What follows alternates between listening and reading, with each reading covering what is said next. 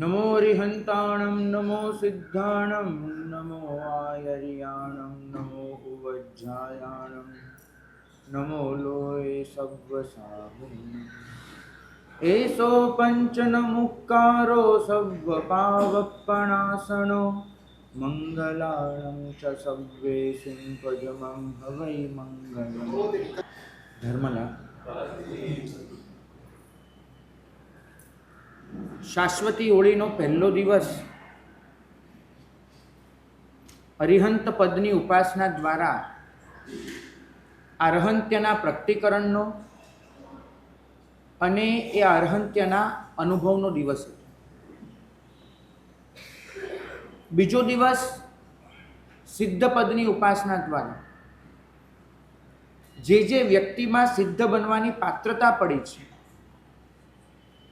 એને આદર આપવાનો, સ્વમાં સિદ્ધ બનવાની પાત્રતા પડી છે એનો ગૌરવ અનુભવવાનો અને જે લોકોએ આપણી સિદ્ધ બનવાની પાત્રતાના વિકાસમાં સહાય કરી છે એમને કૃતજ્ઞતા અર્પવાનો, આદર, ગૌરવ અને કૃતજ્ઞતા એનો દિવસ હતો. આ જે દિવસ છે અનુશાસન એને સ્વીકારવાનો અને અનુશાસનને જીવનમાં પ્રાધાન્ય આપવાનું અને જે વ્યક્તિઓ આપણને અનુશાસિત કરે છે એમના માટેના શ્રદ્ધા અને બહુમાન ભાવમાં અભિવૃદ્ધિ કરવી. શાસન પ્રભુ સ્થાપે, અનુશાસન આચાર્ય ભગવંતો કરે. બંને વચ્ચે ફરક સમજજો. પ્રભુ શાસ્તા છે, પ્રભુની સિદ્ધિ આજ્ઞા હોઈ શકે છે. આચાર્ય ભગવંતોની પોતીકી આજ્ઞા હોઈ શકતી નથી. એમનું અનુશાસન હોય, એમને તો માત્ર પ્રભુના શાસનનો પ્રચાર પ્રસાર જ કરવાનો છે. હું આ પાઠ પરથી એવું કહું કે મને કોઈ નવું તત્વ જડ્યું અને તમારી આગળ પ્રકાશિત કરું, એક ક્ષણે મારે આ પાઠ પરથી નીચે ઉતરી જવું પડે. મારે તો એ જ બોલવાનું છે કે જે મારી પહેલાં અનેક સ્થવિર બહુશ્રુત ગીતાર્થ સંવિઘ્ન મહાત્માઓએ કહ્યું છે અને એ લોકોએ પણ એ જ કહ્યું છે કે જે પ્રભુ અને ગણધર ભગવંતોએ કહ્યું છે. આ માટે જ આપણે ત્યાં શાસ્ત્રોને આગમ એવું નામ અપાયું. આગમની વ્યાખ્યા કરવાની થઈ ત્યારે બહુશ્રુત ભગવંતોએ કહ્યું કે જે જડ્યું નથી, જે ગુરુ પરંપરાથી સાંપડ્યું છે, જે જડી જાય એ નિગમ. કારણ કે અંતઃસ્ફુરના દ્વારા મળે. તમે કહો ને અગમ નિગમની વાતો, એ અગમ નિગમ એ અંતઃસ્ફુરનાથી મળે, ચિંતનથી મળે. એ તમને ક્યાંક જડી જાય. અહીંયા કશું જડતું નથી. અહીં તો ગુરુ પરંપરાથી તમારા સુધી પહોંચે છે, તમને સાંપડે છે. માટે કહેવાય છે અગમ નહીં, આગમ.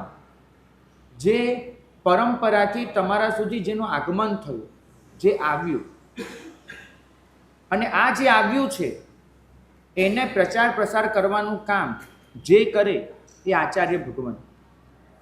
જે ક્ષણે આચાર્ય ભગવંત શાસન કરતાં કંઈક જુદું કહે, કંઈક નવું કહે, એ ક્ષણે જ એમની આચાર્ય પદવી સમાપ્ત થઈ જાય છે. એ પછી આચાર્ય તરીકે રહેતા જ નથી. શાસનનો અર્થ થાય છે સંદેશ, નિર્દેશ, આદેશ અને ઉપદેશ. 4 પ્રકારની આજ્ઞાઓ હોય છે. કેટલાક હોય છે સંદેશ. કોઈ પણ તીર્થંકર ભગવંત એક સરખી રીતે જ આ સૃષ્ટિના સનાતન સત્યોનું પ્રકાશન કરતા હોય છે. એ બની જાય છે સંદેશ. જેમ કે તીર્થંકર ભગવંતો કે સવ્વે પાણા પિયા હુયા, દરેક જીવ એને પોતાનું આયુષ્ય પ્રિય છે. જેમ કે તીર્થંકર ભગવંતો કહે કે મનુષ્ય એ સંભાવના લઈને બેઠો છે કે મોક્ષે જઈ શકે. તો આ સંદેશમાં કોઈ દિવસ ફરક નહીં પડે. એ માત્ર સૃષ્ટિના સનાતન સત્યો, ત્રૈકાલિક સત્યો એનું ઉદ્ઘાટન હોય છે, માટે એને કહેવાય છે સંદેશ. કેટલાક હોય છે નિર્દેશ, જેમાં જો અને તો વાળી ભાષા હોય છે. જો પાપ કરશે તો નરકે જશે, જો આમ કરશે તો આમ થશે. આ રીતે નિર્દેશો આપી દેવા, સાઇન બોર્ડ બની જવું, એ આચાર્ય ભગવાન એ ઉપદેશકની બલિહાર. તો સંદેશ અને નિર્દેશ ક્યારેય બદલાતા નથી. અનંત તીર્થંકર ભગવંતોના સંદેશો સરખા હતા, અનંત તીર્થંકર ભગવંતોના નિર્દેશો પણ સરખા હતા. પણ આદેશ બદલાય, વ્યક્તિએ આદેશ બદલાય, વ્યક્તિએ સંદેશ અને નિર્દેશ ન બદલાય. સંદેશ સનાતન સત્ય હોય, નિર્દેશ સનાતન વ્યવસ્થા તંત્ર હોય, પણ આદેશ વ્યક્તિ પ્રમાણે બદલાય. પ્રભુ કોઈકને આદેશ કરે કે તારે આ કરવાનું છે, પ્રભુ કોઈકને આદેશ કરે કે તારે આ કરવાનું છે, પાત્રતા સાપેક્ષ આદેશ હોય. અને કેટલાક હોય ઉપદેશ, રાગ દ્વેષ ન કર, એક ક્ષણનો પણ પ્રમાદ ન કર. જે સમયે જે જીવની જે પાત્રતા, એને અનુસરીને પ્રભુને જે કહેવા જેવું લાગે તે અત્યંત મીઠાશથી કહી દે. તો આદેશ અને ઉપદેશ જીવ સાપેક્ષ છે, સંદેશ અને નિર્દેશ જગત સાપેક્ષ છે. જે જગત સાપેક્ષ છે ક્યારેય નથી બદલાતું, જીવ સાપેક્ષ છે બદલાતું રહે છે. પણ આ ચારે ભેગા થાય, સંદેશ, નિર્દેશ, આદેશ અને ઉપદેશ, ત્યારે રચાય પ્રભુનું શાસન. શાસન બીજું કશું જ નથી. શાસન એટલે પ્રભુની આજ્ઞા છે, જે દ્વાદશાંગી પ્રવચનમાં નોંધાઈ છે. આ શાસન એને જ કહેવામાં આવે છે તીર્થ. તીર્થ બીજું કશું જ નથી, આ પ્રભુની આજ્ઞા જ છે. અને આ તીર્થનું પ્રકાશન કરે એ જ તીર્થંકર નામ કર્મનો ભોગવટો છે. પ્રભુએ છેલ્લે 48 કલાકની દેશના આપી એ પહેલા ગૌતમ સ્વામીએ પ્રભુને પ્રશ્ન કર્યો કે તીર્થંકર નામ કર્મ એનો બંધ કેવી રીતે થાય એ તો સમજ્યા વિષ્ઠાનકની આરાધના કરીને, પણ તીર્થંકર નામ કર્મ એને ભોગવાય કેવી રીતે? અને પ્રભુએ જવાબ આપ્યો હતો કે તીર્થંકર નામ કર્મનો સર્વોચ્ચ ભોગવટો સમવસ્ત્રણમાં બેસી અને આ શાસનની આજ્ઞાઓ એને પ્રકાશિત કરવામાં છે. છેલ્લે પ્રભુનું તીર્થંકર નામ કર્મ ખૂબ બાકી રહ્યું હતું. આયુષ્ય માત્ર 2 દિવસનું, અને તીર્થંકર નામ કર્મ એ ક્યાંય વધારે ચાલે એવું. માટે તીર્થંકર નામ કર્મને ખપાવી નાખવા માટે પ્રભુએ 48 કલાકની દેશના આપી અને આ સૃષ્ટિ પર ઉપકાર કર્યો. આ ઉપદેશ જ બની ગયો તીર્થ, અને એ તીર્થનું પ્રકાશન કરે એને કહેવાય તીર્થંકર. આચાર્ય ભગવંતો ક્યારેય પણ આ તીર્થની મર્યાદામાંથી બહાર જઈ શકતા નથી, નવું શાસન સર્જી શકતા નથી. તીર્થંકર શાસ્તા છે, આચાર્ય ભગવંતો અનુશાસ્તા છે. અનુશાસ્તાનો મતલબ થાય છે કે જેમને એ શાસનને તમારા સુધી પહોંચાડવાની મહેનત કરવાની છે, એમને માત્ર આચાર્ય તીર્થંકર ભગવંતોની આજ્ઞા એને જીવનમાં અમલમાં કેવી રીતે લાવી શકાય એના પ્રચાર પ્રસારની જ મહેનત કરવાની છે, એ સિવાય કશું જ નથી કરવાનું. અને આ આચાર્ય ભગવંતો પણ જો અનુશાસનમાંથી ચૂકે તો શ્રાવક સંઘની જવાબદારી છે કે એમને પાછા અનુશાસનમાં લાવવા. યાદ કરીશ, આજે આર્ય રક્ષિત સુરી મહારાજ વજ્રસ્વામી પાસે જેમને અધ્યયન કર્યું એ આર્ય રક્ષિત જુદા.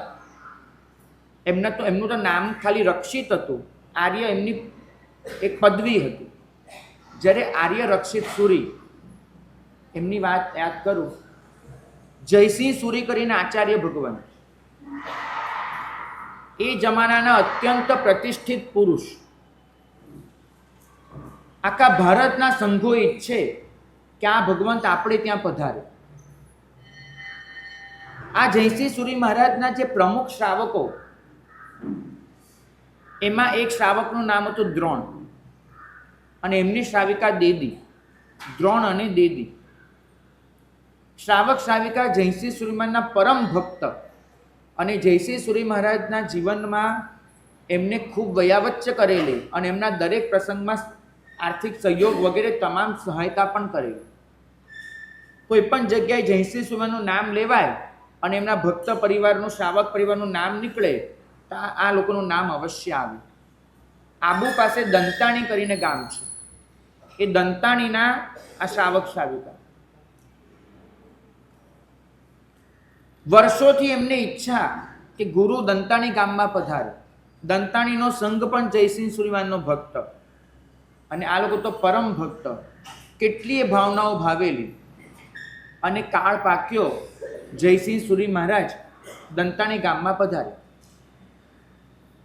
સંઘે ભવ્યાતિ ભવ્ય સામયું રાખ્યું છે અને સંઘને ખબર છે કે નગર શેઠ, નગર શેઠાણી એ જ આચાર્ય ભગવંતના પરમ શ્રાવક છે, તેમના તરફથી જ બધું હશે. આ સવાર પડી, સામૈયાનો સમય થયો, આચાર્ય ભગવંત પોતે પધાર્યા છે. સંઘનો એટલો ઉત્સાહ છે, આખા ભારતના સંઘનો. રાજાઓ એમના પરમ ભક્ત છે અને એ સંઘે એ રાજાઓ એ બધાએ ભેગા મળી અને આચાર્ય ભગવંતને માન સન્માન આપવા માટે એક પાલખીની વ્યવસ્થા કરેલી છે. આચાર્ય ભગવંત એ પાલખીમાં બેસીને વિહાર કરે છે. સેવકો રાખેલા છે જે પાલખીને ઉંચકી લે અને લઈ જાય. અદ્ભુત પાલખી છે. રાજાઓએ સમર્પિત કરેલી, શેઠોએ સમર્પિત કરેલી છે. સામયું શરૂ થયું. સંઘ આખો ઉલ્લાસથી પધાર્યો છે. દ્રોણ અને દેદી ન દેખાય. દ્રોણ નહીં અને દેદી નહીં. 5 મિનિટ ઊભા રહી ગયા બધા. હમણાં આવશે, હમણાં આવશે. તપાસ કરાવી તો દ્રોણના ઘરેથી કર્મચારી વર્ગનો જવાબ આવ્યો કે દ્રોણ છે નહીં, આચાર્ય ભગવંતની વિનંતી કરજો કે સામયું આગળ વધારે. સામયું શરૂ થયું પણ આચાર્ય ભગવંતના મનમાં એક જ વાત. કેટલાને પૂછ્યું કે દ્રોણ શું થયું, એને ક્યાં ગયા, મારા સામૈયામાં નથી. એક નાનકડો આઘાત, અને એમને આઘાત હતો એના કરતાં વધારે તો સંઘને આઘાત. સામયું પહોંચ્યું, પ્રવચન થયું, બધું જ થયું, પણ એક તમને કોને આમ મુખ્ય વ્યક્તિ જ હાજર ન હોય અને સતત એક ખોટ વર્તાયા કરે. આચાર્ય ભગવંત પોતે બેઠા છે બપોરે 12 વાગે. પ્રવચન વગેરે બધું આટોપાઈ ગયું છે. શ્રી સંઘે વિદાય લીધી છે, બધું જ થયું અને દ્રોણ અને દેદી વંદન કરવા પધારે. આચાર્ય ભગવંત પાસે આવ્યા, પૂજા સામગ્રી નીચે મૂકી, ભાવપૂર્વક વંદન કર્યા અને કીધું, સાહેબ કોઈ આજ્ઞા, કંઈ કામ? પહેલો જ પ્રશ્ન કયો આવે આચાર્ય ભગવંત કે આજે સવારે ક્યાં દેખાયા નહીં? સાહેબ આજે સવારે મને કંઈ ખ્યાલ નથી, શું હતું? મને કોઈ પ્રસંગે આવવાનું હતું, ખ્યાલ નથી. તો કે કર્મચારી વર્ગે આવો જવાબ આપ્યો તો એમને એમની રીતે આપ્યો હશે, મને તો કંઈ ખબર જ નથી. સાહેબ આજે સવારે શું હતું? તો કેમ ભાઈ? મારું સામયું હતું, તમારા ગુરુનું સામયું હતું. તમે જેને ગુરુ તરીકે માનો છો એના સામૈયામાં પણ તમે ન આવો. પાસે બેઠેલા સાધુએ કીધું કે તમારા ગુરુનું સામયું અને એમાં પણ તમે હાજર નહીં. દ્રોણ હાથ જોડીને ઊભા રહે કે સાહેબ અમને બિલકુલ ખ્યાલ નથી કે અમારા ગુરુનું સામયું હતું, અમને ખરેખર ખ્યાલ નહોતો. અમને એમ કે પાલખીએ ચડીને કોઈ પધાર્યું હશે, અમારા ગુરુ તો સંવેગી છે, તો પગે ચાલીને આવે. પાલખીએ ચાલીને આવે એ અમારા ગુરુ ન હોય ને એનું સામયું ન હોય, એના સામયામાં અમારી હાજરી ન હોય. જયસિંહ સુરી મહારાજ આસન પરથી ઊભા થયા, પેલા શ્રાવક શ્રાવિકાને હાથ જોડ્યા કે ભાગ્યશાળી, કદર કરું છું કે ધ્યાન દોર્યું, આજથી પાલખીનું વિસર્જન. આ વાક્ય શ્રાવકે યાદ રાખવું પડશે. પાલખીએ ચડીને આવે મારા ગુરુ તો ન જ. જો શ્રાવક વર્ગમાં આટલી હિંમત હશે ને તો એ આ શાસનના અનુશાસનને ટકાવી શકશે, તો એ આ શાસનની ગરિમાને સાચવી શકશે. ભક્ત બનવું બહુ સહેલું છે, શ્રાવક બનવું અઘરું છે. શ્રાવક અનુશાસનનો સ્વીકાર પણ કરે છે અને શ્રાવક અનુશાસનનો સ્વીકાર કરાવે પણ છે. એ પોતે અનુશાસનમાં ટકી પણ જાય છે, અનુશાસનને ટકાવી પણ લે છે. આજે મહિમા કરવાનો છે અનુશાસનનો. આપણે બહુ નબળા પડ્યા છીએ આ અનુશાસનની કદર કરવામાં, અનુશાસનને જાળવી લેવામાં. ડર લાગે છે, વાત કરવાની હિંમત નથી થતી. શું પ્રત્યાઘાત આવશે એનાથી ભયભીત થઈ જઈએ છીએ. નહીં છે. આ શાસનની એક ગરિમા છે, આ શાસનની એક પ્રણાલિકા છે, આ શાસનની આન બાન શાન એના અનુશાસનમાં છે. ભાગ્યશાળી તમારા સુધી પ્રભુની આજ્ઞાને પહોંચાડવાની મહેનત કરે એ દરેક વ્યક્તિમાં તમારા પૂરતું ભાવાચાર્યપણું હોય છે. ગુરુ ભગવંત પદવી આપે અને જે આચાર્ય બને એ તો દ્રવ્ય પદવીથી. ભાવ પદવી એ છે કે જે પોતે પોતાના જીવનમાં અનુશાસનને જાળવવાની મહેનત કરે છે અને એ અનુશાસન સંઘ અને સમાજમાં જળવાય એના માટે પરિશ્રમ કરે છે, ત્યાં ભાવાચાર્યપણું વિલસતું હોય છે. જ્યાં પ્રભુની આજ્ઞા ખુલ્લી થઈ, જ્યાં પ્રભુની આજ્ઞા તમારા સુધી પહોંચાડવાની મહેનત થઈ, એ વ્યક્તિ એની અંદર આચાર્ય પદનો અંશ ખુલ્લો થતો હોય છે. પછી એ ગૃહસ્થ પણ હોય અને પછી એ શ્રમણ પણ હોય. આચાર્ય પદ અને આચાર્ય પદવી બંને વચ્ચે ફરક સમજજો. પદવી ગુરુ આપે છે, પદ અંદરથી પ્રગટે છે. પદવીના માપદંડો હોય છે, પદની પાત્રતા હોય છે. પદવીનો પ્રભાવ હોય છે, પદની પરિણતિ હોય છે. આપણે પ્રભાવને જોઈએ, આપણે માપદંડોને જોઈએ, આપણે ગુરુ પ્રદત્ત પદવીને જોઈએ, પણ પરિણતિ ક્યાં, પાત્રતા ક્યાં, આચાર્ય પદ ક્યાં? જ્યારે જ્યારે તમારી આગળ કોઈ આવ્યું છે, કોઈ પણ, પછી શ્રાવક હોય કે શ્રાવિકા, પછી એ શ્રમણ હોય કે શ્રમણી, જેને પણ તમારી આગળ પ્રભુની આજ્ઞાના રહસ્યને ખુલ્લું કર્યું છે અને તમે પ્રભુની આજ્ઞા પાળો એવી પ્રેરણા કરી છે, એમાં સહાય આપી છે, એ બધાને જ આજે તમારે આચાર્ય પદના દિવસે યાદ કરીને કૃતજ્ઞતા અર્પિત કરવાની છે. મહિમા અનુશાસનનો છે. આ શાસને ક્યારે પણ વસ્તી, પ્રભાવ, પ્રતિષ્ઠા, પરિવાર, પૈસો, પુણ્ય અને માપદંડો તરીકે નથી સ્વીકાર્યા. માપદંડો તરીકે સ્વીકાર્યા છે તો પરિણતિને અને પ્રભુ આજ્ઞાને.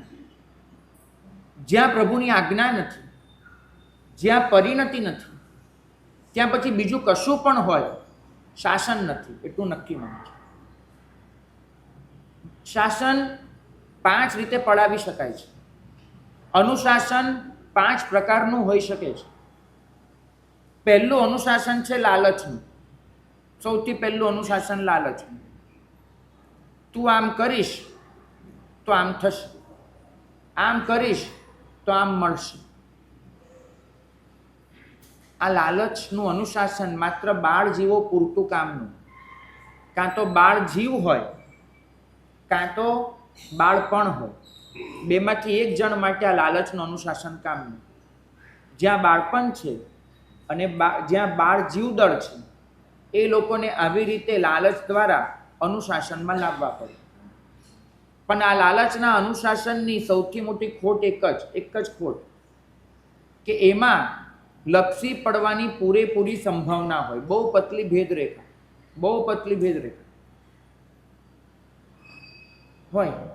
કેટલીય વાર લોકોને તાવીજ, મંત્ર, તંત્ર આ બધાના દ્વારા જૈન ધર્મ સાથે જોડવાનો પ્રયત્ન થાય અને ભૂતિકર્મ પણ કહેવાય અને આને કામણ તંત્ર પણ કહેવાય. બધા દ્વારા પ્રયત્ન થાય, પણ એમાં સ્વ ક્યાંય વચ્ચે આવવો ન જોઈએ. મહત્વનું આ સ્વ ન આવવો જોઈએ. અને બીજું, મહાસાવધ્યતા ન આવવી જોઈએ. જ્યાં હોમ હવન જેવી મહાસાવધ્યતા આવી, કે જ્યાં મંત્રતંત્ર દ્વારા શાસન સાથે જોડવાની વૃત્તિ ન આવી, પણ સ્વ સાથે જોડવાની વૃત્તિ આવી, એ ક્ષણે પતન સિવાય બીજું કોઈ જ વસ્તુ બચે નહીં. તો લાલચનું અનુશાસન, એનો મહિમા શાસને ક્યારેય નથી કર્યો, માત્ર એની જરૂરિયાતને તપાસી લીધી છે કે બાળ જીવો માટે એને બાળપણ માટે આ કરવું, એ સિવાય લાલચ કરીને કંઈ પણ થાય એ વિષ અનુષ્ઠાન અને ગર અનુષ્ઠાન બની જાય, બીજું કાંઈ જ ન હોય, અને પતન સિવાય એનું કોઈ બીજું ફળ ન હોય. કેટલીક વખત એવું થાય છે કે સાધુતા મરી પરવારે ને ત્યારે પરિવાર વધી જાય છે. ઉપાધ્યાયજી ભગવંત એમને અતિશય આકરા શબ્દોમાં એક ઉદાહરણ આપ્યું છે. એમને પૂછ્યું કે ઉપાશ્રયમાં જ્યારે સાધુ પોતે હોય ત્યારે વંદન કરવા આવનાર કેટલા લોકો હોય? ધારો કે અમે અહીંયા છીએ, અમને વંદન, અથવા કોઈ પણ સાધુ ભગવંત હોય, એક દિવસમાં અહીંયા વંદન કરવા કેટલા લોકો આવે? 250-300 માણસ આખા દિવસમાં. પણ માનો કે અહીંયા કોઈ સાધુનું કાળ ધર્મ થાય અને એના મૃતકને અહીંયા દર્શનાર્થે આવી રીતે બાંધીને રાખેલું હોય, તો દર્શન કરવા કેટલા લોકો આવે? હજારોની, છેલ્લા દર્શન કરી લઈએ, હજારોની સંખ્યામાં આવે. બરાબર. ઉપાધ્યાયજી ભગવંતે કહ્યું કે આનો મતલબ એવો ગણી શકાય ને કે જીવતા સાધુને વંદન કરનાર કરતા મરેલા સાધુને વંદન કરનારાની સંખ્યા વધારે હોય છે. બરાબર, આ નિયમ. એમને કીધું કે આ તો સ્થૂળ ઉદાહરણ થયું, જીવતો સાધુ અને મરેલો સાધુ. પણ કે સાચામાં આવું બનતું હોય છે, જ્યાં સાધુતા જીવતી હોય છે એ સાધુ પાસે આવનારા લોકો ઓછા હોય છે, અને જ્યાં સાધુતા મરી પરવારે છે ત્યાં વધારે વર્ગ હોય છે. સાધુ મરે તો પણ વર્ગ વધી જાય, સાધુતા મરે તો પણ વર્ગ વધી જાય. જો સાધુતાને તમે છોડી દો અને એ સાધુતાને છોડ્યા પછી લૌકિક આચારોમાં ઉતરી જાઓ તો આવનારો વર્ગ વધી જવાનો, કોઈ નવાઈ નથી. પણ ત્યાં સમજવાનું કે પછી મળદું બચ્યું, પ્રાણ નીકળી ગયો. સાધુ માટે ભાવ પ્રાણ છે એની ચારિત્રની આરાધના, અને એ સામાચારી છૂટી, એ ચારિત્રની આરાધના છૂટી પછી સાધુ નામનું એક મૃતક બેઠું હોય એની આસપાસ તો તમને ટોળે ટોળા જડી જ જવાના છે. વિચારવાનું એટલું કે આપણે ટોળા હોવા એને પુણ્ય પ્રભાવ સામ્રાજ્ય તો નથી ગણતા ને, એક ટોળા હોવા એને આપણે પુણ્યનો પ્રકર્ષ ને પ્રભાવ તો નથી ગણતા ને. કેમ કે આ શાસને ટોળાનો અનાદર નથી કર્યો, પણ એટલું ચોક્કસ કીધું છે કે ટોળું હોય એની ભાવના તો ન જ હોવી જોઈએ. આને કહેવાય છે લોકપક્તિ. ઉપાધ્યાયજી ભગવંતે જ કીધું કે ચોખા પાકે ત્યારે ભાત બને, લોકો પાકે ત્યારે ભક્ત બને. બંનેમાં બહુ ફરક નથી, ધાતુ તો એક જ છે. ચોખા ચડી જાય ત્યારે તમે શું કહો? ભાત બન્યા. અને લોકો ચડી જાય ત્યારે તમે શું કહો? ભક્ત બન્યા. બરાબર. તો આ લોકભક્તિ એટલે કે કોઈક રીતે લોકને આવર્જિત કરવાની વૃત્તિ એ લાલચનું અનુશાસન બની જાય. એનો બહુ જ મર્યાદિત વિવેકપૂર્વક ઉપયોગ કરી બાકી એને છોડી દેવું જોઈએ. બીજું અનુશાસન છે ભયનું અનુશાસન. ડર આપી દઈએ, આમ થશે તેમ થશે, ને ભયનો માર્યો માણસ તમને સરેન્ડર રહે. ઘણીવાર ગુરુ શિષ્યમાં પણ આમ થતું હોય, ભાઈ કયામાં રહેજે, નહીં રહે ને તો ફેંકાઈ જઈશ. તો આવી કોઈ પણ ભય સંજ્ઞા જે અનુશાસનના મૂળમાં હોય એ ભયાનુશાસન કહેવાશે. આ શાસનને પણ આવા અનુશાસનને પણ આ શાસન સ્વીકારતું નથી. કેમ કે જે દિવસે ભય નીકળી ગયો, ડર ગયો, એ દિવસથી ખતમ. ત્રીજું છે લજ્જાનું અનુશાસન. લોકો શું કહેશે એનો ડર લાગે. આવું તો આપણા બધાના જીવનમાં દેખાશે. ક્યાંક કોઈ કામ ખોટું કરતા હોઈએ પણ સમાજ સામે જે કરવાનું હોય તો અટકી જઈએ. આ લજ્જાના અનુશાસનને થોડાક માર્ક મળે ખરા, કેમ કે લોક લજ્જાથી પણ વ્યક્તિ કંટ્રોલમાં રહે છે. તો આનો કંઈક તો સારો અર્થ થાય છે, પરંતુ આમાં તકલીફ એટલી જ કે જે દિવસે કોઈ જોનાર ન હોય એ દિવસે માણસ પાછો એવો ને એવો થઈ જાય. એનું વ્યક્તિત્વ અને એનું ચારિત્ર બંને બહુ અલગ પડી જાય. લોક સમક્ષ હોય એ વ્યક્તિત્વ છે, અને જ્ઞાની ભગવંતો જુએ એ તમારું ચારિત્ર્ય છે. આપણે વ્યક્તિત્વ પર બહુ ધ્યાન આપીએ છીએ, ચારિત્ર્ય પર બહુ ઓછું ધ્યાન છે. લજ્જાનું અનુશાસન તમારા વ્યક્તિત્વને બદલી શકે, તમારા ચારિત્ર્યને નહીં, કેમ કે અંદરથી પરિણતિ નથી જાતી. ચોથું અનુશાસન છે પ્રેમનું અનુશાસન, લાગણીનું અનુશાસન.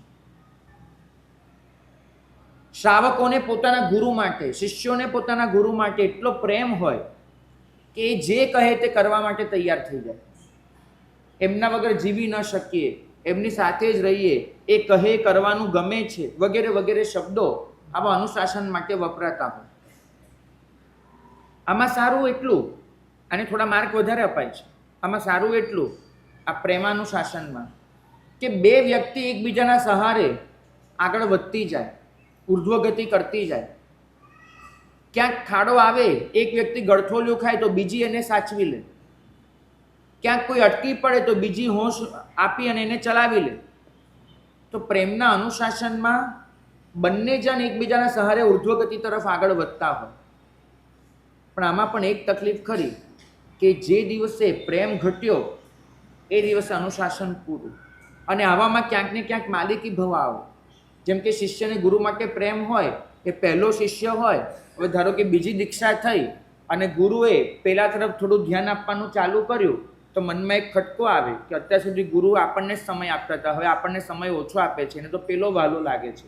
તો પ્રેમના અનુશાસનમાં છે ને સરખામણી આવે, પ્રેમના અનુશાસનમાં માલિકી ભાવ આવે.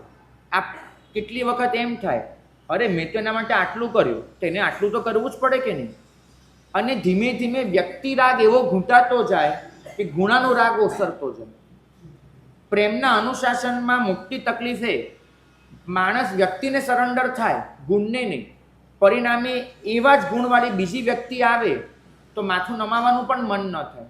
એના માટે નક્કી હોય કે ગુણો છે તો અહીંયા છે, સિવાય બીજે કશે જ. તો આ વ્યક્તિરાગ આખરે મમત્વ, પૂર્વગ્રહ, કદાગ્રહ એ તરફ દોરી જાય. અને પછી વ્યક્તિની ઉપાસના બચે, તત્વની ઉપાસના છૂટી. પણ પાંચમું અનુશાસન છે સ્વભાવ અનુશાસન. ગુરુએ પોતાનો સ્વભાવ જ એવો બનાવ્યો હોય, ગુરુનું અસ્તિત્વ એ જ એવું તપઃપૂત, ચારિત્રપૂત હોય કે એમના સાનિધ્યમાં આવનાર, એમની પાસે આવનાર સૌ કોઈને સહજ રીતે જ ધર્મની પ્રેરણા મળતી હોય. એ ગુરુની આસપાસના વાતાવરણમાં જ અપ્પદીવો ભવ એનો નાદ ગુંજતો હોય. ગુરુએ બહુ કહેવું ન પડે, પણ એમના વર્તનમાંથી, એમની વાણીમાંથી, એમના વ્યવહારમાંથી જ એવી શુચિતા ટપકતી હોય, એવી પવિત્રતા નીતરતી હોય કે જોઈને જ સતત પ્રેરણા મળ્યા જ કરે, મળ્યા જ કરે. આને કહેવાય છે સ્વભાવ અનુશાસન. સંતિકરમ સ્તોત્રના રચયિતા, અધ્યાત્મ કલ્પદ્રુમ પ્રણેતા પૂજ્યપાદ મુનિસુંદર સુરી મહારાજ, એમને ગુરવાવલી રચી છે. સુધર્મા સ્વામીથી લઈ અને પોતાના ગુરુ સુધીની પાઠ પરંપરાનું વર્ણન કર્યું છે. એ ગુરવાવલીમાં એક બહુ મહત્વનો પ્રશ્ન એમને ઉઠાવ્યો છે. ક્યારેક વિચાર કરવા જેવો છે આ પ્રશ્ન. એમને કહ્યું છે કે અમારા ગુરુ સોમસુંદર સુરી મહારાજ, મુનિસુંદર સુરી મહારાજના ગુરુ, એ સોમસુંદર સુરી મહારાજને શિષ્ય પરિવાર કેટલો હતો? શિષ્ય પ્રશિષ્ય પરિવાર મળી અને કેટલો પરિવાર હતો? 1800. 1800 શિષ્ય પ્રશિષ્ય પરિવાર, બરાબર. અને ક્યારેક એ 1800ની સાથે પોતે વિચરણ કરતા ગયા. પ્રશ્ન કર્યો મુનિસુંદર સુરી મહારાજે કે આ સમાજમાં અમે જીવીએ છીએ, એ સમાજમાં ઘણી વખત જોઈએ છે કે સગા બે ભાઈઓને બનતું નથી હોતું. જે એક પરિવારમાં ઉછર્યા, જે એક સંસ્કારમાં ઉછર્યા, જેમના આચાર સરખા, જેમના વિચાર સરખા, જેમના સંસ્કાર સરખા, જેમનો આહાર સરખો, બધું જ સરખું, અને છતાંય બંનેના અનુશાસનમાં ફરક પડી જાય છે. જ્યારે અહીં તો 1800 આવ્યા ને, ગામ જુદા, સંસ્કાર જુદા, દરેકના મા બાપે આપેલી શિખામણો જુદી, દરેકનો ઉછેર જુદો, બધું જ જુદું. અને 1800 આવા બનીને ઊભા રહે, એક સરખું અનુશાસન, એક સરખો સંપ કઈ રીતે શક્ય છે? એમને લખ્યું કે અહીંયા કોઈક તપસ્વી છે, કોઈક વાદી છે, કોઈક વિદ્વાન છે, કોઈ ક્રિયાપાત્ર છે, કોઈ વૈયાવચ્ચી છે, કોઈક રાજ પ્રતિબોધક છે, કોઈ સમાજ પ્રતિબોધક છે, કોઈ જ્યોતિષી છે. બધી જ ક્વોલિટીના અહીંયા સાધુઓ છે, બધી જ ક્વોલિટીના. અને છતાંય 1800 જણ એક થઈને વર્તે છે. કઈ રીતે શક્ય બને? એમને કહ્યું કે આકરે પદ્મરાગા નામ જન્મ કાચ મણેહ કુતક. માણિકની ખાણ, એમાં કાચનો ટુકડો પેદા ક્યાંથી થવાનો? કારણ એક જ હતું, સ્વયં સોમ સુંદર સુરી મહારાજ, એમનું અસ્તિત્વ. એ અસ્તિત્વ બોલકું નહોતું, પણ એમનું મૌન પણ અર્થ ગંભીર હતું. એ અસ્તિત્વ એને હંમેશા સારના વારના ચોઈના પડી ચોઈના કરે છે એવું નથી, પણ એમના સાનિધ્યમાં કોઈને કશું ખોટું કરવાનું મન જ નહોતું થતું. એમના સાનિધ્યમાં હોવું એ સ્વયં એક સમજણ બની જતી. અને પરિણામ 1800 સાધુઓ એક સરખી રીતે વિચરી શકે. ભાગ્યશાળી આજના દિવસે લક્ષ્ય આ છે કે આપણે એ અનુશાસનને પાછું લાવીએ, જ્યાં દરેક જણ પોતે સ્વયં શિસ્તમાં છે, દરેક જણ પોતે સ્વયં સમજણમાં છે, દરેક જણ પોતે જ એ ખ્યાલ કરે છે કે મારું ઔચિત્ય શું છે, મારો વિવેક શું છે, પ્રભુની આજ્ઞા શું છે અને મારું કર્તવ્ય શું છે. આપણે બધા વ્યક્તિને એવા વળગ્યા છીએ, આજ્ઞાને છોડી દીધી છે. દરેક મહાપુરુષ એમને અંતિમ ક્ષણે આ જ સમજાવવું પડ્યું છે. ગૌતમ સ્વામીને પ્રભુએ આખી જિંદગી એક જ પ્રશ્ન કર્યો, ગૌતમ, મહાવીરનું મૂલ્ય કેટલું અને મહાવીરની આજ્ઞાનું મૂલ્ય કેટલું? બેમાં કોનું મૂલ્ય વધારે, મહાવીરનું કે મહાવીર સ્વામીની આજ્ઞાનું? તમે મહાવીરને ક્યાં વળગો? જેને મહાવીરને પકડ્યા છે ને એને મહાવીર ગુમાવવાના છે. કેમ કે મહાવીર સ્વામી આ સૃષ્ટિમાં કેટલા વર્ષ? 72 વર્ષ. તમે જો મહાવીરને વળગશો તો મહાવીર એક ચિરંજીવ અસ્તિત્વ નથી, મહાવીર એક સનાતન સત્ય નથી. એ તો આવે છે અને જાય છે, પણ મહાવીર સ્વામીની આજ્ઞા આજે પણ છે, આજે પણ છે. તમારે શરણાગત બનવું હોય તો કોને બનવાનું છે? શાસ્તાને કે શાસ્તાના શાસનને? તમે શાસ્તાને તો શરણાગત બન્યા છો, પણ શાસ્તાના શાસનને નહીં.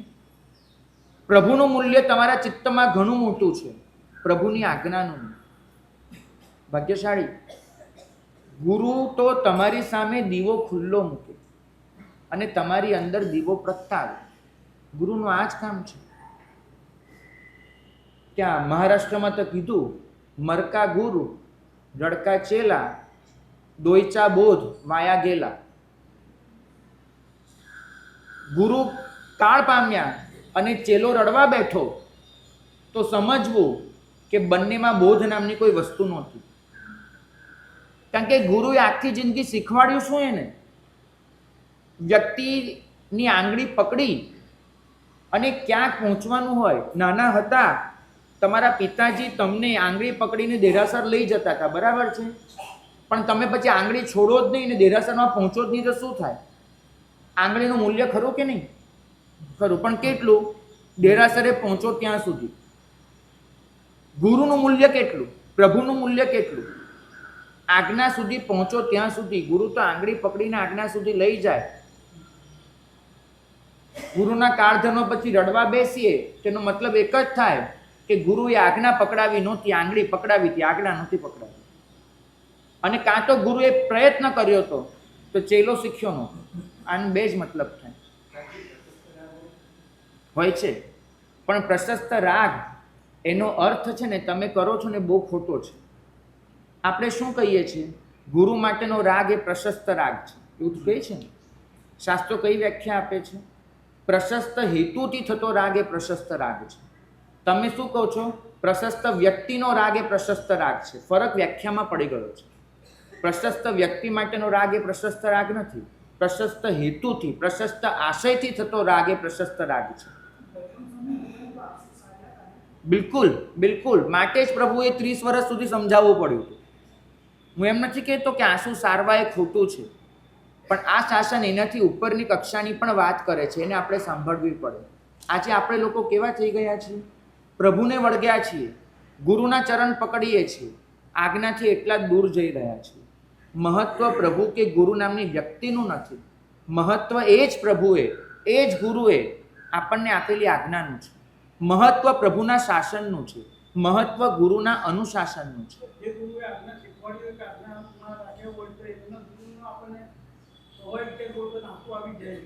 અરે ના, નથી કે તમે વાતને આવી રીતે નહીં પકડો.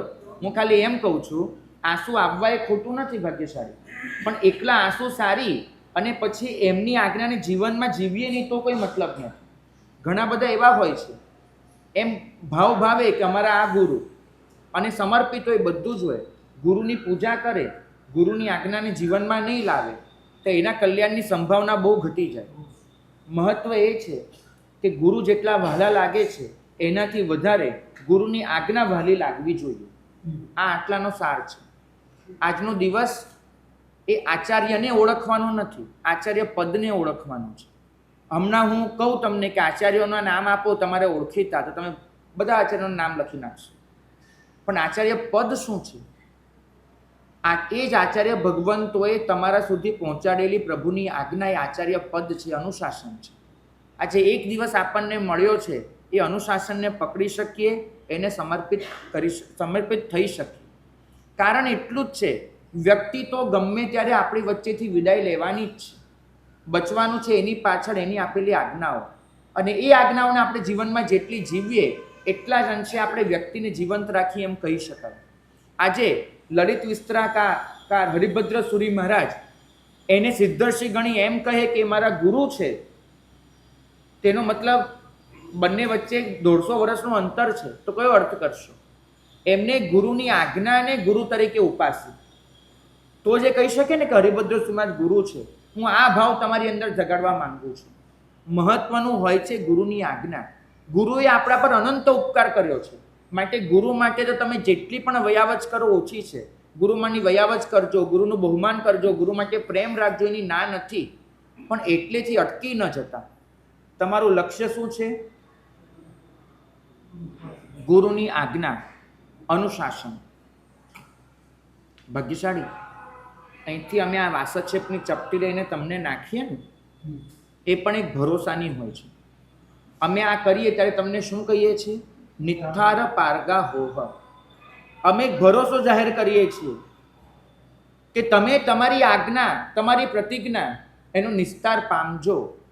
તમે આ સંસારને પેલે પાર પહોંચનારા થજો. ગુરુની એક નાનકડી પણ હિત શિક્ષા એ તમારા પરના ભરોસાની હોય છે. ગુરુનું વચન નિષ્ફળ ન થાય એ જોવાની જવાબદારી કોની હોય છે? તમારી. ભાગ્યશાળી. આ શાસનને એક ગુરુ પાસે કઈ અપેક્ષા હોઈ શકે? એક જ. મેં એક વખત વાત કરી હતી, આજે ફરીથી કહું. ગુજરાતના એક પ્રબુદ્ધ સાહિત્યકાર એને મને કહ્યું કે મુલાકાતમાં કે સાહેબ તમારે મને કંઈક પૂછવું હોય તો પૂછી શકો, પણ પ્રશ્ન તમારો હોવો જોઈએ, કોઈની પાસે શીખેલો પ્રશ્ન નહીં. મારા મોઢામાંથી એ ક્ષણે જે પ્રશ્ન નીકળ્યો આવો હતો કે એક સાધુ, એની પાસે આ સમાજને કઈ અપેક્ષા હોય છે? એક સાધુ પાસે સમાજને જોઈએ છે શું? એ સાહિત્યકારે જવાબ આપ્યો કે મહારાજ, વર્ષોના અનુભવ પછી કહું, સમાજને સાધુ પાસે જોઈએ છે તૃપ્તિ. સમાજ અતૃપ્ત છે, સમાજ અસંતુષ્ટ છે, અને સાધુ પાસે આવે છે તૃપ્તિ મેળવવા માટે.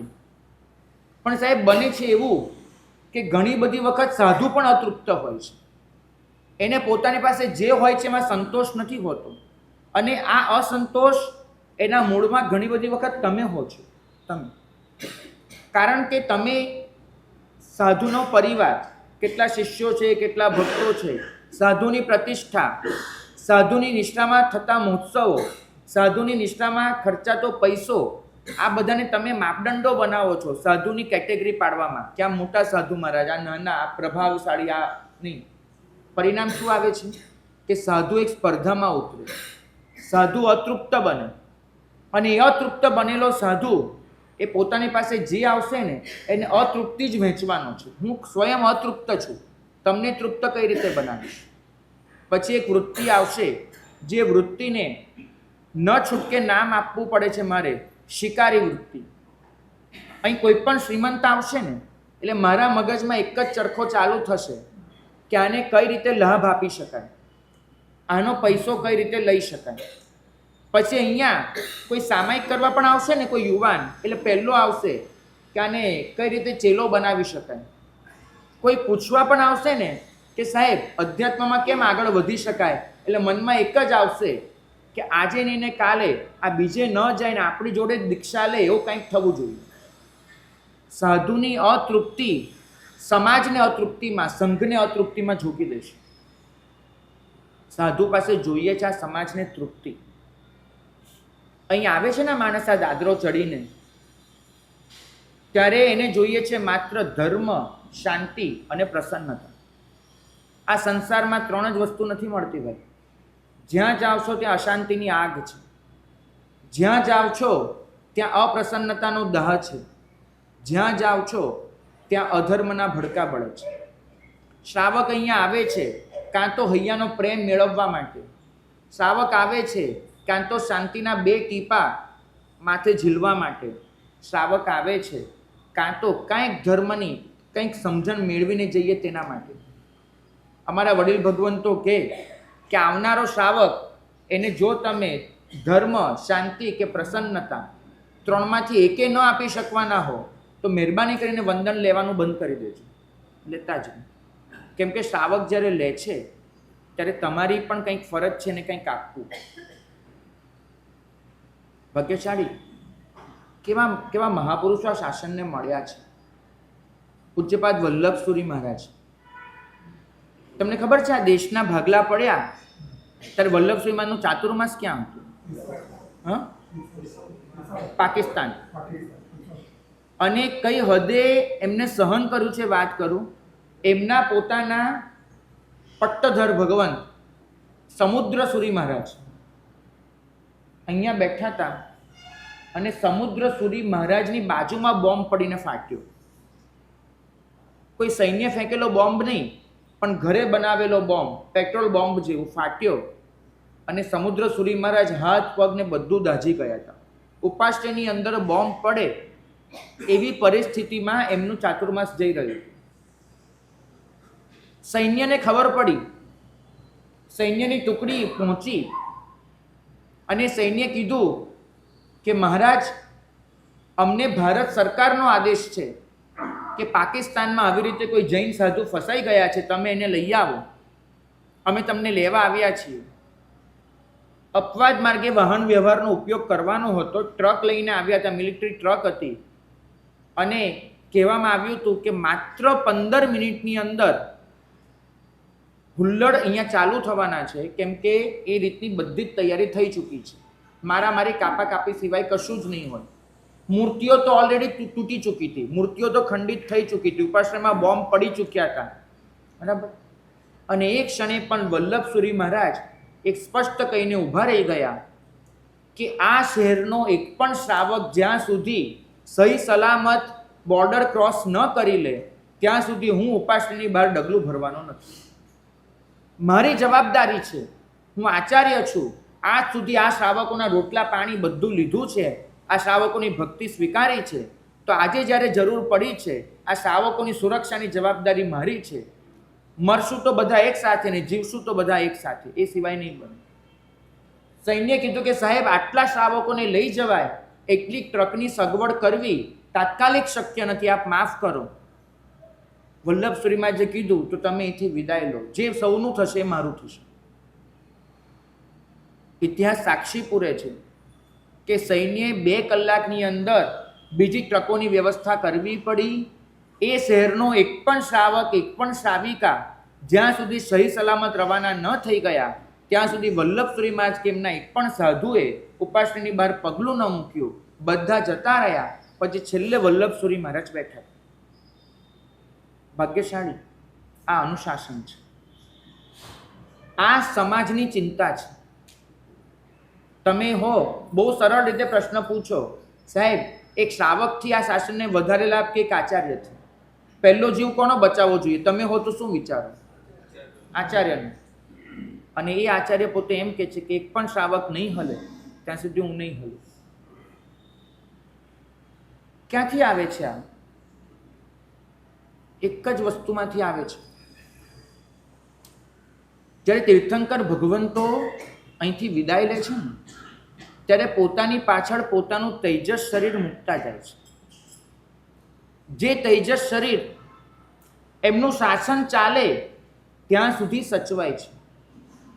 કોઈ પણ કર્મગ્રંથ ભણેલા બેન હોય એને પૂછજો કે તેજસ શરીરની આવરદા કેટલી? અસંખ્ય વર્ષ. તીર્થંકર ભગવંતનું શાસન ચાલે ત્યાં સુધી તેજસ શરીર ટકે. કાર્મણ શરીર તો પ્રભુએ પોતે વિસર્જિત કરી દીધું, બરાબર? એમનું જે કાર્મણ શરીર હતું એ તો વિખરાઈ ગયું. ઔદારિક વૈક્રિય આહારક એક પણ શરીર બચ્યું નથી, પણ તેજસ શરીર હજુ અખંડ છે. અને આ તેજસ શરીર એનો જ અંશ આચાર્ય ભગવતની અંદર અવતીર્ણ થતો હોય છે. જે તેજ, જે જાજ્વલ્યમાન ઉજ્જવળતા દેખાય છે આચાર્યની અંદર, એ પ્રભુના તેજસ શરીરના અંશ રૂપે હોય છે. અને માટે જ એ આચાર્ય ભગવાન એ તીર્થંકરની આધ્યાત્મિક ઉપસ્થિતિ ગણાય છે. મહાવીર સ્વામીનું શરીર એ મહાવીર સ્વામીની ભૌતિક ઉપસ્થિતિ છે, પણ મહાવીર સ્વામીના તેજસ શરીરનો અંશ જેની અંદર સચવાયો છે એ આચાર્ય ભગવંતો એ એમની આધ્યાત્મિક ઉપસ્થિતિ છે. માટે આ શાસન ફરમાવે છે તીર્થયર સમો સૂરી. આચાર્ય ભગવાન તે તીર્થંકર સમાન છે. કેમ કે તીર્થંકરના શરીરનો અંશ એમની અંદર છે. આજે આચાર પાલનની ઝંખના, અતિચારથી રોકવાની ઝંખના, અનાચારને અટકાવવાની ઝંખના, એ જ અનુશાસન છે, એ જ આચાર્ય પદ છે. આજે આપણે અનુશાસનને સમર્પિત થવાનું છે. ગુરુના ભરોસાને સાર્થક કરવાનો છે. અનુશાસન, ભરોસો એને કેવી રીતે સાર્થક કરાય એની એક કથા કહેવી છે. જે કથાએ મને અનેક વખત રડાવ્યો છે અને જે કથાએ મને મારી ગુરુ પરંપરાએ મારા પર જે ભરોસો મૂક્યો છે એને સાર્થક કરવાની શીખ આપી છે. આ કથાએ મને સમજાવ્યું છે કે તું ક્યારે એકલો નથી હોતો. ગુરુની નિષ્ઠા હંમેશા તારા માથે હોય છે, તારી સાથે હોય છે.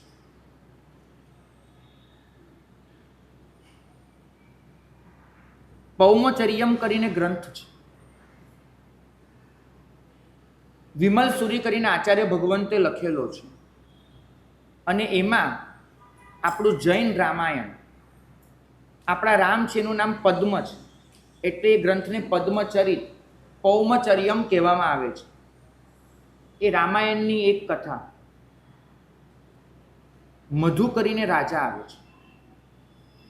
મથુરાનો રાજા છે. એનું ખાલી થોડીક બ્રીફિંગ કરી દઉં. સમ્યક્ત્વી છે, ખૂબ ધાર્મિક વૃત્તિનો છે, અને એની આરાધનાના પરિણામે એને સ્વયં ઇન્દ્રે આવીને એક શૂળ નામનું શસ્ત્ર આપેલું છે અને એમ કીધું છે કે આ શૂળ તમે જેની પર ચલાવશો એનું અવશ્ય મૃત્યુ હશે. આટલું એને વરદાન મળેલું છે. એના લીધે મધુ અજેય છે. રામ અને લક્ષ્મણ એટલે કે પદ્મ અને નારાયણ, એમાં જે નામો છે. એક વાસુદેવે કેટલા દેશ જીતવાના હોય તમને ખબર છે? વાસુદેવ કેટલા? 3 ખંડ એટલે દેશ કેટલા? 16,000. 16,000 દેશ જીતવાના હોય. એ લોકોએ ખરેખર કેટલા દેશ જીત્યા હતા? 15,999. આટલા દેશ જીતી લીધા, પણ મથુરા બાકી રહ્યું. મથુરાને જીતી શકાયું નથી. અયોધ્યાના સિંહાસન પર બેસી ગયા છે, પણ બળદેવ અને વાસુદેવ તરીકેનો અભિષેક કરાવી શકતા નથી પોતે. ચર્ચા ચાલે છે કે હવે ક્યારે બળદેવ ને વાસુદેવનો અભિષેક થશે? તો કે ભાઈ મધુ બાકી છે હજુ જીતવાનો. તો કે આટલા દેશોનું સૈન્ય છે તમારી પાસે, 15,999 દેશનું સૈન્ય છે, ચઢાઈ કરો. તો કે સામે મધુ છે. સભામાં બીડું ફર્યું કે મધુ સામે કોણ જીત ઝીલી શકે? કોણ? કોઈ ઊભું ન થાય માયનો લાલ. છેવટે રામના જ નાના ભાઈ શત્રુઘ્ન ઊભા થયા અને શત્રુઘ્ન ઊભા થઈને સભાની વચ્ચે પ્રતિજ્ઞા કરી, કાં તો મધુને જીતીશ અને કાં તો અયોધ્યામાં પાછો પગ નહીં મૂકું. આવી ઘોર પ્રતિજ્ઞા કરી અને પોતે નીકળ્યા. નીકળી તો ગયા, પણ વિચાર એ આવે કે મધુને જીતવો તો કેવી રીતે? પહેલાં એની તાકાતનો અંદેશો તો મેળવો. અને ગુપ્તચરોએ જે સમાચાર આપ્યા એનો એક જ અર્થ થતો હતો કે તમે ઇન્દ્રને જીતી શકો તો મધુને જીતી શકો, બાકી શક્ય નથી. એટલો મહાપરાક્રમી સમ્રાટ છે, એને જીતવું શક્ય જ નથી. કોઈ સવાલ નથી કે એને યુદ્ધમાં જીતી શકાય. અને શત્રુઘ્ન જેવો જૈન રાજા, એને જ બીજા જૈન રાજા સાથે કપટ કર્યું. એ પોતે ચોકી કરીને બેઠા શત્રુઘ્ન, અને મધુ પોતે પોતાની રાણીઓ સાથે ઉદ્યાનમાં ક્રીડા કરવા આવ્યા છે. વચ્ચે મોટું મેદાન છે, પછી ઉદ્યાન છે, અને મેદાનની પેલે તરફ કિલ્લો છે, અને કિલ્લાની અંદર મથુરાનું સામ્રાજ્ય છે. મધુના તમામ શસ્ત્રો શૂળ સહિતના બધા કિલ્લાની અંદર છે. એને આજે બિલકુલ કોઈ ખ્યાલ જ નથી. એની ગુપ્તચર સંસ્થા અજાણમાં રહી ગઈ છે કે આવું કંઈક થઈ શકે છે. અને પોતે પોતાના મુઠ્ઠીભર અંગરક્ષકો અને એક સૈન્યની નાનકડી ટુકડી લઈને પોતાની રાણીઓ સાથે, પોતાના બાળક સાથે ક્રીડા કરવા આવ્યા છે. અને શત્રુઘ્ન એને છાપો માર્યો અને એ ઉદ્યાનને ઘેરી લીધું. સૈન્યની ટુકડી એવી રીતે ગોઠવી દીધી છે કે કિલ્લામાંથી હવે મથુરાની સેના એ બહાર આવી શકે એમ નથી. તીર લઈને ઊભા રહી ગયા છે, જેથી મથુરાની સેના દરવાજો ખોલી જ ન શકે. સૈન્ય એક તરફ, મધુ એક તરફ. શું કરવાનું? શત્રુઘ્ને આહ્વાન આપ્યું કે મધુ, શરણાગત થઈ જાઓ, તમારી પાસે બીજો રસ્તો નથી, નહીં તો મૃત્યુ નક્કી છે. અને મધુનો એક જ જવાબ, એ ડરે છે કોણ ભાઈ મૃત્યુથી? આ પ્રાણ તો ક્યારનાય અરિહંતને સમર્પી દીધા, આ પ્રાણ તો ક્યારે શાસનને આપી દીધા, ડરે છે કોણ? ક્ષત્રિય છું, પીછેહટ તો ન કરો, ડરું તો નહીં. એને ખાલી એક જ વિનંતી કરી કે નાનકડો માર્ગ આપો, મારી રાણી અને મારા બાળક રાજકુમાર એને પહોંચાડી દો મથુરામાં. શત્રુઘ્ની ટુકડીએ એટલો નાનકડો માર્ગ આપ્યો. વિશ્વસનીય પુરુષો સાથે રાણીને અને રાજકુમારને નગરમાં પહોંચાડી દીધા. અને પછી મધુ જંગે ચડે.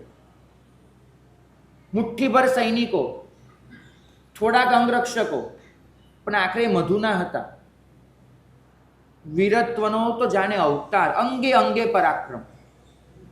અને એવું તો યુદ્ધ કર્યું એ મધુએ હાથીના હોદ્દા પર બેસીને, પોતે હાથીએ ચડીને આવ્યા હતા, એ હાથીના હોદ્દા પર બેસીને મર્યાદિત શસ્ત્રો હતા તો પણ એ યુદ્ધ કર્યું, એ વીરતા ભરેલું કે એક વખત તો સમગ્ર અયોધ્યાની સેનાને માત્ર એને પાછી હટાવી નાખી, પણ આખરે સંખ્યાબળ જીત્યું. અને મધુ એનું અંગે અંગ વિંધાઈ ગયું. 20 કરતાં વધારે બાણો તો એના શરીરમાં લાગેલા હતા. આખું શરીર તલવારના ઘાથી ચીરાઈ ગયેલું છે. જે ઝપાઝપી થઈ છે, હાથીના હોદ્દે પણ જે કૂદી કૂદીને સૈનિકો આવ્યા છે, જે ભાલા ચલાવ્યા છે, બધાને લીધે આખું શરીર જર્જરિત થઈ ગયેલું છે. સૈનિકો બધા જ સમાપ્ત, અંગરક્ષકો બધા જ કાળ કરી ગયા છે. હવે બચ્યા છે માત્ર મધુ અને એનો હાથી. હાથીને આજ સુધી મધુએ એટલો પ્રેમ કર્યો છે, જેવું યુદ્ધ શાંત પડ્યું, હાથીને સમજાઈ ગયું કે મારો માલિક એ જર્જરિત થઈ ગયો છે ઘાથી. એ હાથીએ પોતાની સૂંઢ ઊંચી કરી અને મધુના શરીર પર ફેરવવાની ચાલુ કરી, જેથી મધુને શાતા મળે. આવો તેને એને પશુઓને પણ પ્રેમ આપેલો છે. અને મધુ ચોધાર આંસુએ રડે. ગઈ ક્ષણ સુધી જે પરાક્રમી પુણ્યાત્મા હતો એ ત્યારે ચોધાર આંસુએ રડે.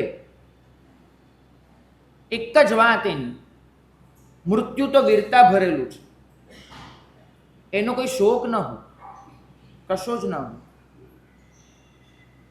પણ એને જે ઘોષણા કરી છે એ રણ મેદાનમાં, એને શત્રુઘ્નને બોલાવ્યા. એને કીધું કે ભાઈ આ તો રાજકાજના કામ છે, બાકી તમે મારા દુશ્મન નથી ને હું પણ તમારો દુશ્મન નથી. તો રાજકાજના કામ છે હોય, પણ હવે પૂરું થયું. હવે મધુની વિદાય ઘડી આવી. બેસો. પણ ભાઈ સાધર્મિક છો, સાધર્મિકની વેદના સમજી શકશો. કેવા કેવા અરમાનો સેવ્યા હતા કે મૃત્યુની એ ઘડી આવશે, પણ એ પહેલા તો મારા રાજકુમારો મોટા થઈ ગયા હશે, એમાંથી કોઈ સમર્થ રાજકુમાર, કોઈ સંસ્કારી અને શિક્ષણવંત રાજકુમાર, એને મેં મથુરાની બાગડોર સોંપી હશે. એનો હું મારા હાથે રાજ્યાભિષેક કરીશ. મારી પ્રજા એને સુખાકારી મેં આપી હશે અને એ બધાની વચ્ચે હસતા મોઢે વિદાય લઈશ. ગુરુ સાનિધ્યમાં ચારિત્રનો સ્વીકાર કરીશ. 11 અંગ ભણીશ. વધારે પાત્રતા હશે તો પૂર્વનું પણ અધ્યયન કરીશ અને એ પછી ધર્મ સાધનામાં ઉતરી જઈશ. અને એમ કરતાં કરતાં મારો અંત સમય આવશે. વડીલ ભગવંતોની ગોદમાં મારું માથું હશે.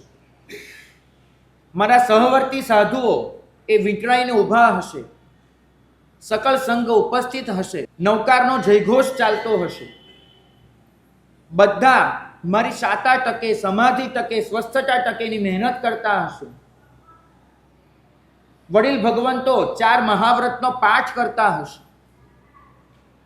પરભવનું ભાથું બંધાવતા હશે. આહાર ઉદ્ધિ દેહ બધાનું વિસર્જન કરાવતા હશે. દુષ્કૃત ગ્રહા હશે, સુકૃત અનુમોદના હશે, 4 શરણા હશે. અને બધાની વચ્ચે અત્યંત સમાધિમય મૃત્યુને હું સ્વીકારીશ. આવી ભાવનાઓ ભાવી હતી. એ અનિત્ય અશરણ સંસાર ભાવનાઓ, એનો ગુંજારો ચાલતો હોય, પ્રભુ ભક્તિના સ્તોત્ર પાઠ થતા હોય અને એની વચ્ચે એ મધુ મુનિનો દેહ મુકાતો હોય, એવા મૃત્યુની કલ્પના કરી. અને આ મૃત્યુ જુઓ, અહીંયા આ રણ મેદાનમાં છું. ન કોઈ ગુરુ છે, ન કોઈ મહાત્મા છે, ન કોઈ સંઘ ઉપસ્થિત છે, ન કોઈ અંતિમ સમયની નિર્યામના કરાવનાર વડીલ છે. મધુ એકલો મરશે. આવી રીતે એકલો કે એની સાથેનું કોઈ જ ન હોય અને બસ એ બધાની વચ્ચેથી એમ જ ચાલી જાય. કોણ એના સમાધિ મૃત્યુની ચિંતા કરશે? કોણ એના પરભવને સાચવી લેશે? કોણ એને અસમાધિથી અટકાવશે? કોણ એના મનમાં રાગદ્વેષ ન પ્રવેશે એની ચિંતા કરશે? કોણ? 18 પાપ સાનકમય જીવન વિતાવી અને મૃત્યુ પામવાનું. ન ઓઘો છે મારી પાસે, ન ચરવડો છે, ન મુપત્તિ છે, ન અહીંયા જ્ઞાન દર્શન ચારિત્રના કોઈ ઉપકરણ છે. અને શત્રુઘ્નને કહ્યું કે ભાઈ હુમલો કરવો તો કમસે કમ હું દેરાસરમાં એકલો પૂજા કરવા જાઉં છું, ત્યાં મને મારવો તો અરિહંતના સાનિધ્યમાં, આ ઉદ્યાનમાં જ્યાં એક દેરું નથી, એક પ્રતિમા નથી, એક સાધુ નથી, ત્યાં મને મારવા આવ્યો ભાઈ તું? મરવાનું મને નથી. હોય રાજકાજમાં કપટ પણ હોય, સમજુ છું બધું. અસાવધાની મારી ગુપ્તચર સંસ્થા એને પરિચય ન આપ્યો તમારો. મને લેશ પણ શોક નથી. પણ ભાઈ મારવા માટે પણ કોઈ સારું સ્થાન પસંદ કરવું હતું કે જ્યાં મારી આંખ એ કોઈ દેવગુરુના સાનિધ્યમાં મીચાય. મને ક્યાં માર્યું? હવે તો જઈ શકું એમ પણ નથી જિનાલય સુધી. અને એ મધુ એમ કહેવાય છે કે એને જે આર્તદ ધ્યાન કર્યું છે, અસમાધિનું આર્તદ ધ્યાન, પંડિત મરણ ન મરવાનું આર્તદ ધ્યાન. એનો જે હાથી હતો ને, એ હાથી ચોધાર આંસુએ રડે. પોતાના માલિકની વેદના એને હાથી સમજે. અને હાથી ચોધાર આંસુએ રડે. પણ આજ પેલું આવે છે ને ગૌતમ સ્વામીનું, વીર વીર વીર કરતા જ વી પકડાઈ ગયો અને વિતરાગ આવી ગયો. બરાબર છે? બસ આવી એક ઘડી આવતી હોય છે. એવું ઘૂંટાયું અને એમ કરતા કરતા એને એક જ વસ્તુ યાદ આવી કે મને નવકાર કોણે આપ્યું, મને આ ધર્મનું જ્ઞાન કોણે આપ્યું. કેટલીય વખત મારા ગુરુ પાસે ગયો છું અને એમને બધું જ કામકાજ પડતું મૂકીને મને ભણાવ્યો છે, મને હિત શિક્ષા આપી છે. એ સાધુ ભગવંતો એમને મને પોતાનો સ્વાધ્યાય છોડીને સ્વાધ્યાય કરાવ્યો છે, મને સામાચારી શીખવાડી, મને સિદ્ધાંત શીખવાડ્યા, મને પ્રભુની આજ્ઞા શીખવાડી. અરે મને સામાયિક પ્રતિક્રમણ કરીને સમાધિ શીખવાડી. એ લોકોએ જ્યારે શીખવાડ્યું હશે ત્યારે એમને એક જ ભરોસો હશે ને મધુ પર, કે મધુ આ અમારો પરિશ્રમ એને નિરર્થક નહીં જવા દે, આ અમારી મહેનત એને મધુ વ્યર્થ નહીં જવા દે. કોઈ પણ પરિસ્થિતિ થશે પણ એમાં મધુ અમારા ભરોસાને સાચવી લેશે. મારા ગુરુએ મારી પાછળ આટલો ભોગ આપ્યો છે, મારા વડીલ ગુરુભાઈઓ એમને મારી પાછળ આટલો પરિશ્રમ કર્યો છે, એ કલ્યાણ મિત્ર જેવા શ્રાવકો એમને મને ડગલે ને પગલે ધર્મની શીખ આપી છે. અરે મારી પોતાની ધર્મમય રાણીઓ એને મને કેટલી ધર્મની ચર્ચા કરીને મને સમજણ આપી છે. કેટલા લોકોએ, મારા મા બાપ, મારા વડીલો, કેટલા લોકોએ મને પ્રભુની આજ્ઞા અને અનુશાસન એ મારા હૃદયમાં રોપ્યું છે. જો હું આજે અસમાધિમાં મર્યો, જો આજે હું આર્ત ધ્યાનમાં ગયો, જો આજે હું રાગ દ્વેષ અને કષાયમાં બાળ મરણ પામ્યો, તો એ બધાનો દ્રોહી છું કે જેને મારા પર ભરોસો મૂકી અને મને અનુશાસન આપ્યું. બધાનો દ્રોહી છું. ભલે મારા ગુરુ હાજર નથી, ગુરુની આજ્ઞા મારી પાસે છે. ભલે પ્રભુનું બિંબ હાજર નથી, પ્રભુનું શાસન મારા માથે છે. ભલે મારા ગુરુભાઈઓ હાજર નથી, એમની મીઠી સ્મૃતિઓ મારી સાથે છે. અને મારે વિશ્વાસને જાળવી લેવો છે, મારે સાચું કરીને બતાડવું છે. અને એ જ મધુ, એ જ હાથીની અંબાડી પર એને બખ્તર કાઢી નાખ્યું. પોતાની પાસે જે શસ્ત્રો બચ્યા હતા બધા નીચે મૂકી દીધા. પોતાનું જે શિરસ્ત્રાણ હોય મુગટ એ પણ નીચે ઉતારી દીધું. અને એક સાચો શાવક બની એ હાથીની અંબાડી પર પદ્માસન કરીને બેસી ગયા. પદ્માસન વાળી દીધું છે. છેલ્લી ધ્યાનસ્થ મુદ્રા અંગીકાર કરી છે. અને એક એક પ્રસંગને યાદ કરતા ગયા કે ગુરુએ મરણને કેવી રીતે સ્વીકારવાનું કહ્યું હતું. એને યાદ આવ્યું, ગુરુએ કહ્યું હતું કે મરણ એ તો સંગ્રામ શીર્ષે એવ નાગરાયા. આ સંગ્રામ શીર્ષ છે. આખી જિંદગી તમે જે મહેનત કરી છે એ મહેનત તમારી સાર્થક હતી કે નહીં તો અંતિમ ક્ષણે જ નક્કી થાય છે. પરીક્ષાની ઘડી અંતિમ ક્ષણ. એક માં પોતાના બાળકને આખું વર્ષ મહેનત કરાવે અને પછી પેલો દીકરો એ પ્રશ્નપત્ર કોરું મૂકીને આવે તો તમને શું થાય કે આખા વર્ષની મહેનત પાણીમાં નાખી. મારા ગુરુએ તો મારી પાછળ આખી જિંદગી મહેનત કરી. આ મારી પેપર લખવાની ઘડી આવી, પરીક્ષા આપવાની ઘડી આવી.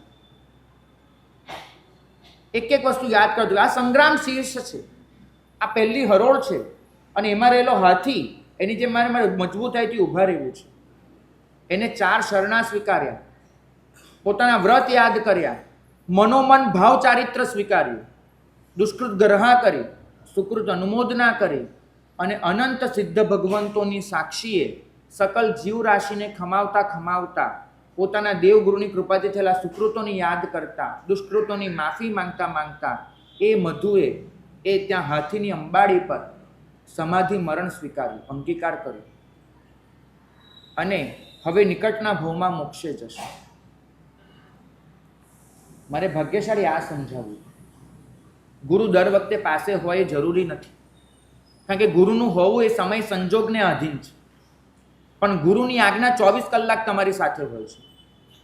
જો એ આજ્ઞાને જાળવી લીધી, એ અનુશાસનને આરાધી લીધું અને એ બધા જ ભગવંતોએ આપણી પર મૂકેલા ભરોસાને આપણે સાર્થક કરી બતાડ્યો ને, એ આચાર્ય પદની આરાધના હશે. આચાર્ય પદ એ અનુશાસનને સમર્પિત થવાનું શીખવે છે. અનુશાસન જીવનમાં લાવીએ અને સૌ સાથે વહેંચીએ એ જ મંગલ કામના.